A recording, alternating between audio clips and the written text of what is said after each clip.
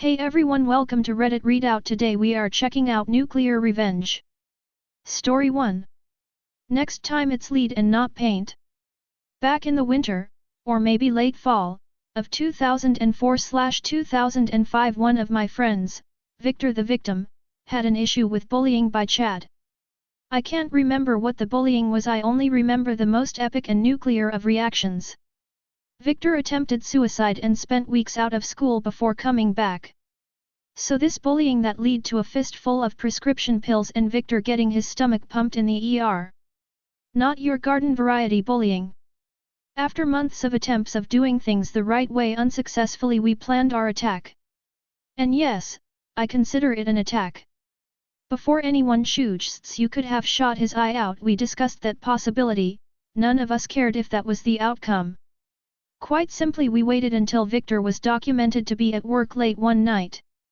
Our posse, 4 of us, gathered up a bunch of paintball guns and equipment, forest camo/dark clothes, and jumped the bully in his driveway when he was getting home. We unloaded on him with paintballs, not giving two shits about whether or not we shot his eyes out. By the end he was rolling around covering his face while getting repeatedly shot point blank. We left a note on under his windshield wipers. Next time will be lead. Leave Victor alone. Or you're dead. We also took a bunch of tire irons to his car and smashed the hell out of it. Good thing we were wearing full masks because of the little bits of glass flying everywhere. CSI being a thing and all, we used a new pack of note cards sealed in plastic, gloves and deliberate evil-looking handwriting that was less handwriting and more drawings with red ink. When he finally showed up at school, he looked like had been sent through a meat grinder.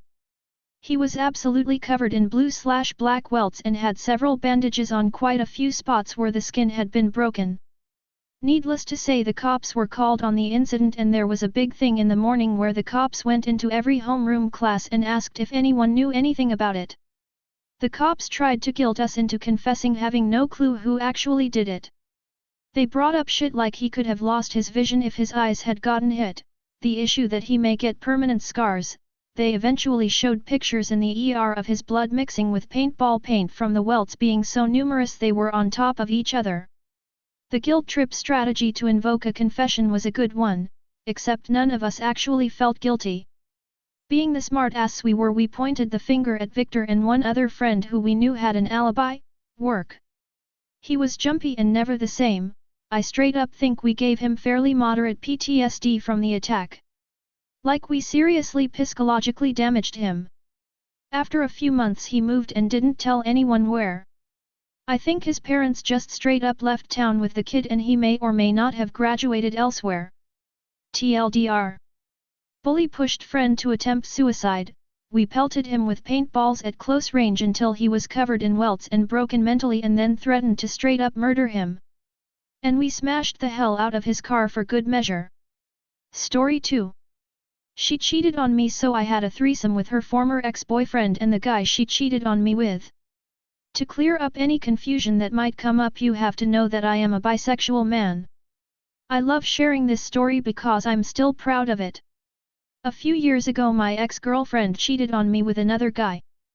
She then had the audacity to tell me that if I was a grown-up that I could deal with it and that she hopes we can still be friends, but she lost any feelings for me and is fully in love with this new guy now. If she hadn't said that, I probably wouldn't have made this plan. But now I had to teach her a valuable lesson. I was in a depressed state for a long time and couldn't bring myself to delete her number. And she thought I was her friend now. She started to send me pictures of her and her new boyfriend with laughing emojis. She didn't even care about how much she had hurt me.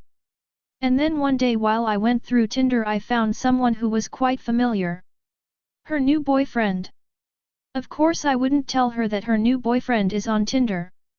In fact, I matched with him, which was quite surprising because I thought he was straight, and we started a conversation. He didn't know who I was. She never told him she was in a relationship while she was flirting with him. But this was perfect. We had longer conversations and he told me more and more about him. Over the weeks we learned more and more about each other, and now I had a plan. I suggested that we could meet each other at a bar. He agreed.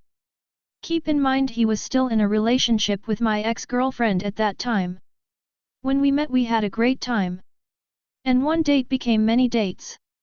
It took me few months but then I got him to the point where he developed feelings for me and I was his affair. What he didn't knew.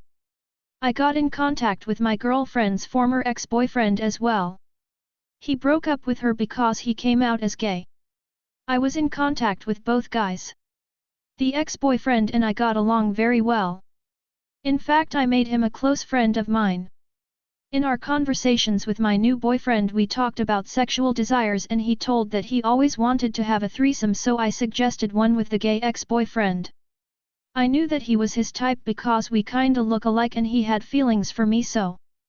I asked the gay ex-boyfriend if he wanted to become the third one and to my surprise he said yes.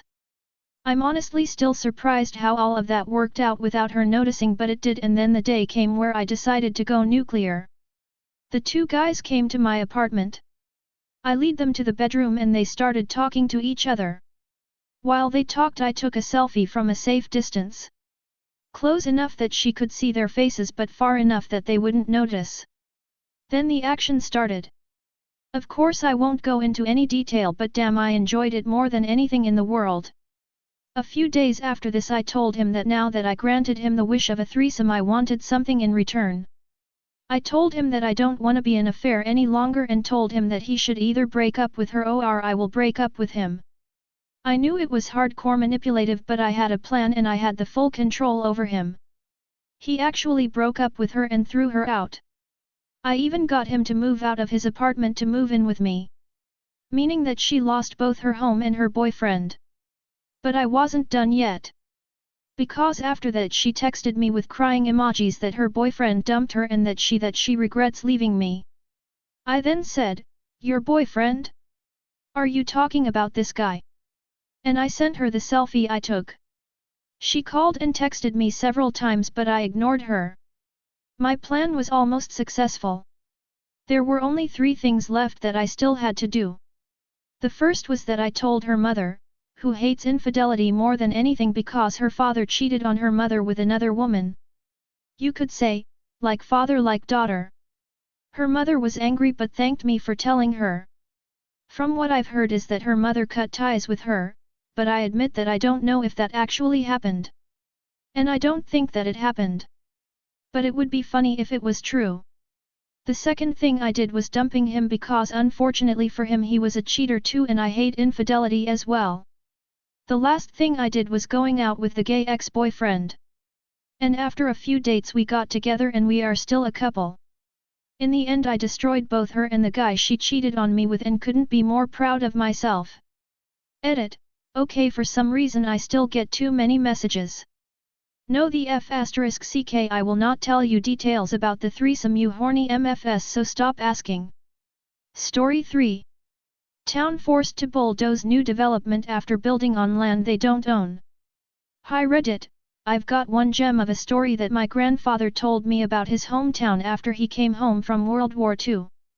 It has to do with a tree framer, a corrupt mayor, and over 20 homes getting bulldozed. Enjoy! At the end of World War II, thousands of troops were heading home, starting new families, and wanted to move out of the city. There was a major housing boom all around the county, people couldn't move out of the cities fast enough, and developers could not build home fast enough. There was a ton of money to be made in the construction business, which led to some underhanded building practices. One such practice was starting construction before the land acquisition was finalized. Enter my grandfather G. After serving as a pilot during the war, he came home to a very different town. When my G went off to fight in 1942, the town that he described leaving was tired and worn down. But to his amazement, the town he saw stepping off the train in 1948 was anything but. Newly paved roads, a traffic light, and new homes. New homes that just went on and on. He actually got lost on his way back to the family farm due to the new main town road being rerouted while he was away.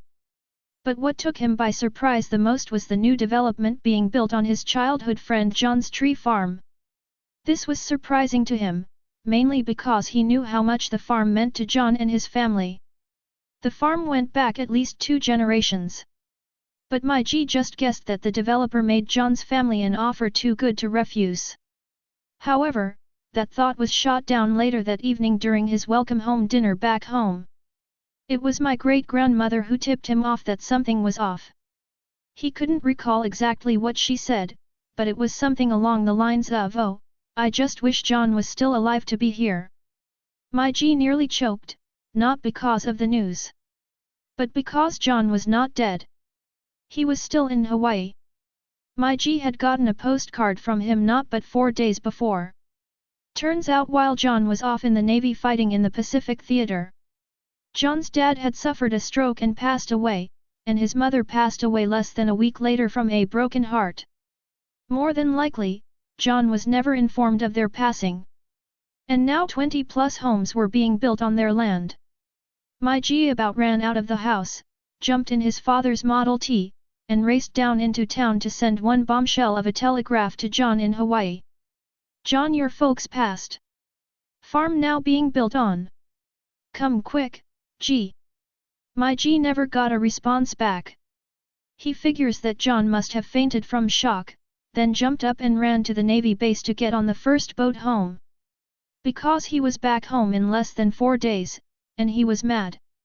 According to my G, when he burst through the doors of the mayor's office, everyone in the room looked like they were about to drop dead. The poor desk clerk was fumbling over his words, trying to talk to John. Then, the mayor came out of his office to see what all the commotion was about. As soon as he saw John, he went white as a sheet, then ran back into his office and locked the door. Getting nowhere at the mayor's office, John went to the next town over and hired a lawyer. What followed was a 7-year court case that ended in the mayor being sentenced to 8 years in jail and the developer going bankrupt. Turns out that after John's parents passed away, John wasn't able to be contacted for some reason, and was just assumed dead. So when an out-of-state developer wanted to build homes in the area, the mayor just permitted them to start building on John's farm for a hefty kickback, of course.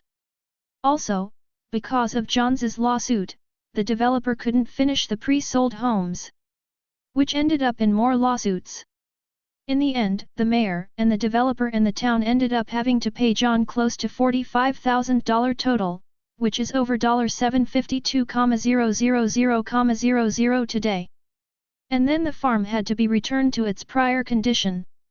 To say John was happy would be a vast understatement. Today, John's tree farm is a nature reserve, and the story of the corrupted mayor is all but forgotten except for by a few locals. John passed away in 1999. My G has been back to his hometown a few times to visit his grave and to check on the old tree farm. Thanks for reading. Sorry if it reads rough. Writing is not my strong point. But this tale of revenge was just too good not to post. Thanks. Edit just realized that GF for grandfather keeps getting mixed up with girlfriend, so now it's just G for Gramps. Edit 2 math screw up. Edit 3 I forgot that Reddit is full of grammar police. So, to shut them up, I retyped the whole story and fixed as many issues as I could find. Edit 4 a huge thank you to Poldark for fixing the remaining punctuation and grammar errors. I'm not a writer for a good reason XD. TLDR. Navy sailor assumed dead farm get bulldozed for greedy mayor but comes home to kick butt and wins. That's all for today. Please don't forget to like and subscribe.